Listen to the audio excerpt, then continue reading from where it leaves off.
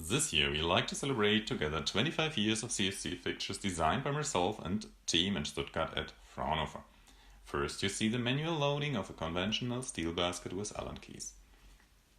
Now you see the manual loading of CFC trays in the new CFC steel fixture design.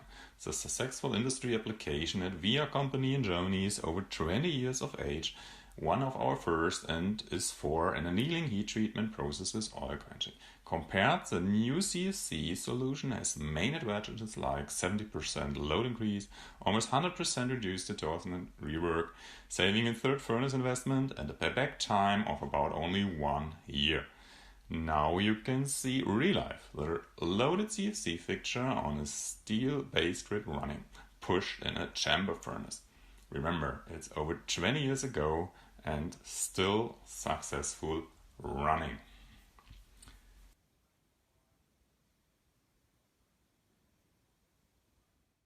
Here you see where you find us now. Thanks to my colleagues. Thanks for listening and watching. Bye bye. See you soon.